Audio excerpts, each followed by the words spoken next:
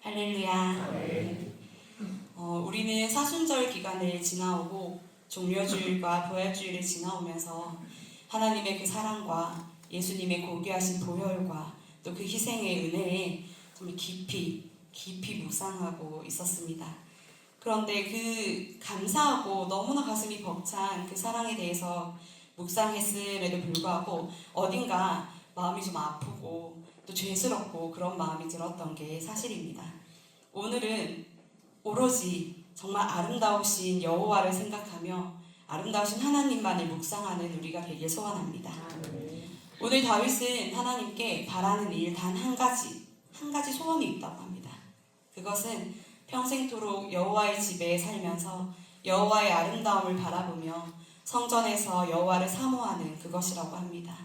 오늘 이 말씀을 통해 하나님의 아름다우심을 함께 발견하고 다윗과 같은 소원을 마음에 품고 하나님을 사모하게 되는 우리가 되길 소원합니다. 먼저 하나님의 아름다우심. 그 아름다우심이라고 하면 뭔가 하나님의 그 빛나는 광채, 그 반짝거리는 보좌 등등 어디선가 본 듯한 그런 찬란한 빛으로 표현된 하나님의 이미지가 떠오르게 됩니다. 사실 하나님의 아름다우심은 우리가 평소에 표현하는 하나님의 영광, 영화로우심과 비슷한 표현입니다. 그런데 영광, 영화로우심 같은 표현은 뭔가 범접할 수 없는 그런 거룩하고 좀 어미로우심과 같은 느낌이죠. 우리 담임 목사님께서 자주 쓰시는 단어죠. 어미로우심. 제가 이 어미로우심이란 말을 처음 들었을 때 느낌은 오는데 정확하게 무슨 뜻인지 궁금해서 찾아보았습니다. 어미로우심은 주로 기독교 맥락에서 하나님의 성품을 나타내는 말로 위엄있고 엄격하며 거룩한 모습을 뜻합니다. 공의의 하나님, 정의의 하나님을 표현한다고 해요. 그것에다가 자비와 사랑의 성품이 합쳐져서 하나님의 성품이 완전히 이루어진다고 합니다. 그런데 아름다우심이라고 표현하니 뭔가 좀 친밀한 느낌이 들기도 하지만 약간 가벼운 느낌도 드는 것 같습니다. 아름다움의 우리말 어원을 생각해보면 안아주고 싶다는 의미가 들어있다고 해요. 우리는 언제 누군가를 안아주고 싶습니까? 너무 이뻐 죽겠을 때, 사랑에 맞지 않을 때, 축하할 때, 너무 고마울 때, 혹은 위로하고 싶거나 위로받고 싶을 때, 그럴 때 우리는 누군가를 안아주고 싶습니다.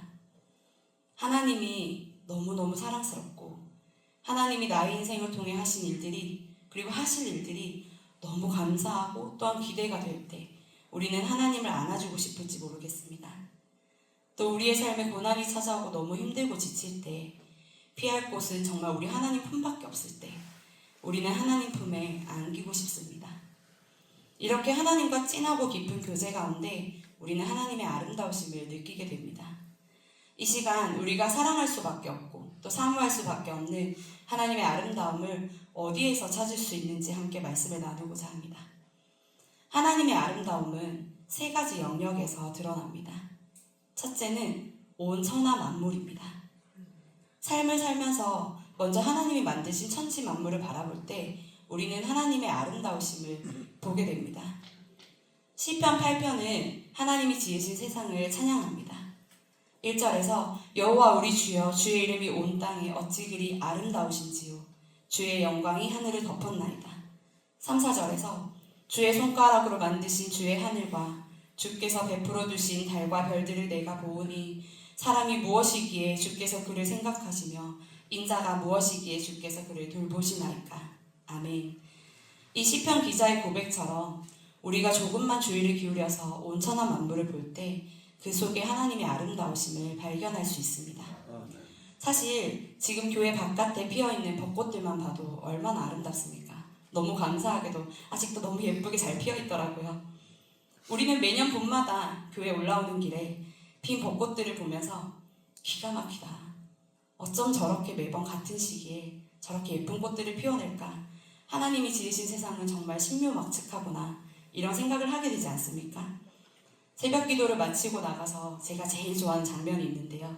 해가 뜨기 시작하는 그 지점에 아직 캄캄한 하늘과 핑크색으로 물든 하늘이 섞여 있는 그 하늘을 볼 때입니다. 너무 아름답죠. 우리는 이 자연 만물, 하나님께서 지으시고 베푸신 아름다운 이 세상을 보며 주님의 높고 위대하심을 찬양할 수 있어야 합니다. 물론 우리의 삶이 좀 팍팍해서 그런 감상을 하고 있을 마음의 여유가 없다고 느끼실 때가 있을 수도 있겠습니다. 그러나 그럴 때일수록 우리는 더욱 눈을 크게 뜨고, 아니 그냥 눈이 아니라 믿음의 눈을 크게 뜨고 세상을 바라보며 하나님의 아름다우심을 발견하고 하나님을 찬양하겠노라고 결단할 수 있어야 합니다. 자연 만물을 바라보며 끊임없이 하나님의 아름다우심을 묵상할 때 우리는 하나님을 더 사랑하고 더 가까이 하게 될 것입니다. 두 번째로 하나님의 아름다우심이 드러나는 곳은 바로 성경입니다.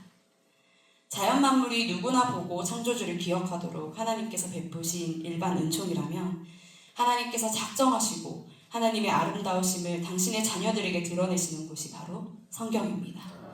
우리는 잘 모르는 것을 사랑하기가 쉽지 않습니다. 알면 알수록 사랑하게 됩니다. 누군가를 사랑할 때도 그렇습니다.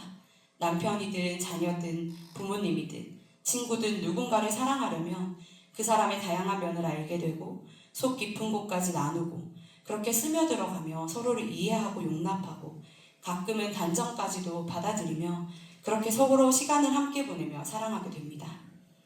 하나님의 아름다우심을 알게 되고 하나님을 사랑하기 위해서 우리는 하나님을 알아야 합니다. 먼저는 머리로 알아야 합니다. 말씀을 통해 끊임없이 우리에게 계시하시는 하나님의 그 성품들을 우리는 배워야 합니다. 하나님의 전지전능하심, 영원하심, 신실하심, 긍휼하심, 우리를 사랑하심, 말씀을 통하여 보여주시는 하나님의 그 완전하고도 놀라우신 그 성품들을 알고 하나님께서 어떻게 일하시는지 믿음의 선진들의 삶을 통해 일하신 것을 보며 깨닫고 우리에게 주신 모든 약속들을 기억하며 하나님을 깊이, 아주 깊이 배워야 합니다. 배우다 보면, 알아가다 보면 우리 하나님을 사랑할 수밖에 없는 분이심을 깨닫게 됩니다.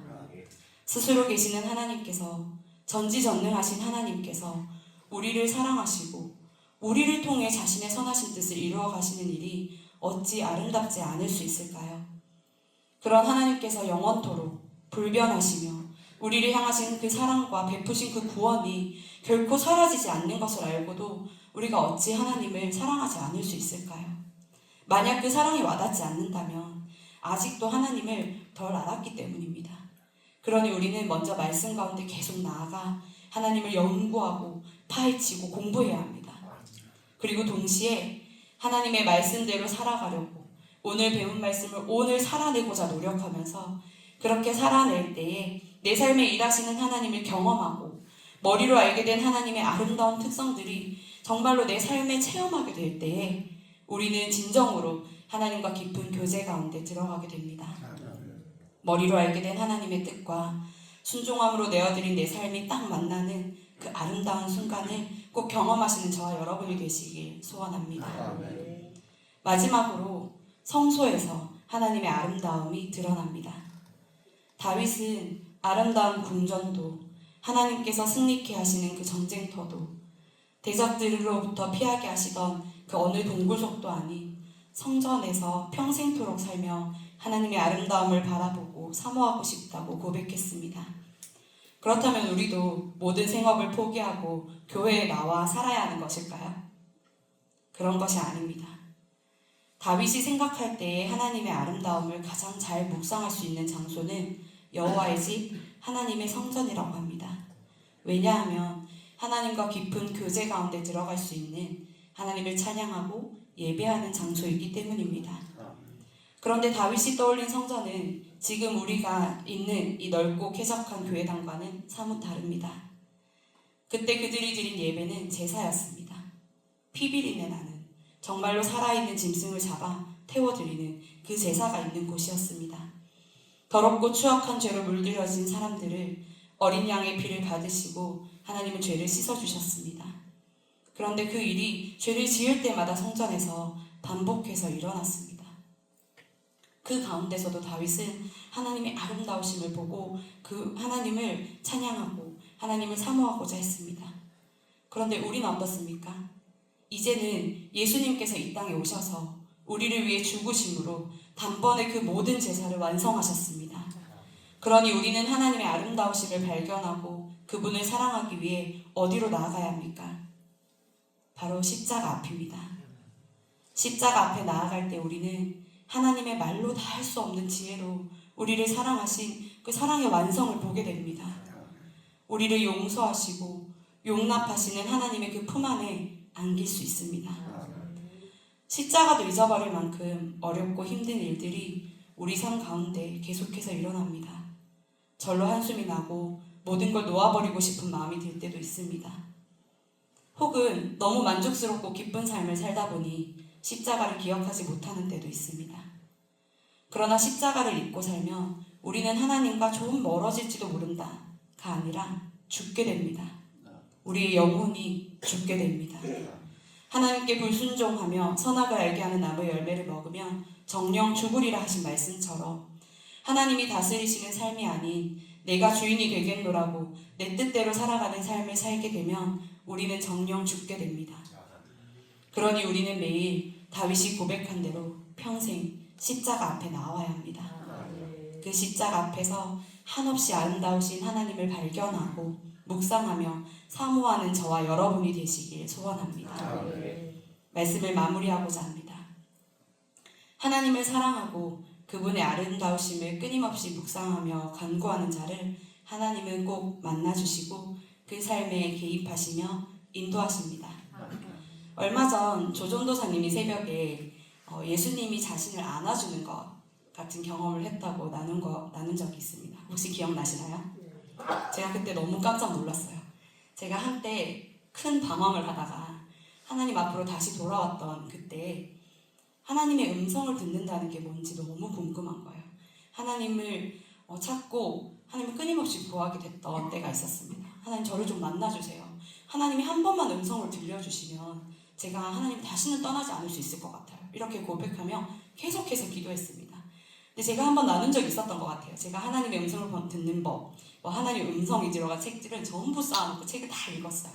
수많은 방법들이 있더라고요. 눈을 감고 기도하는데 말씀들이 글자가 되어서 막 떠돌다가 요한복음 3장 16절 이렇게 보인다든지, 그래서 그걸 누구에게 나눴는데 그 사람이 펑펑 울면서 내가 기도하던 것들에 대한 응답이야 이렇게 해서 변화가 일어난다든지, 또 어떤 사람들은 그림으로 환상을 본다든지, 여러 가지 정말 귀에다가 그냥 정말 때려박히는 음성으로 듣는다든지 많은 경우들이 있더라고요. 저와 함께 기도하던 언니들은 제가 먼저 시작했음에도 불구하고 저만 빼고 다들 그런 경험들을 한 번씩 했습니다.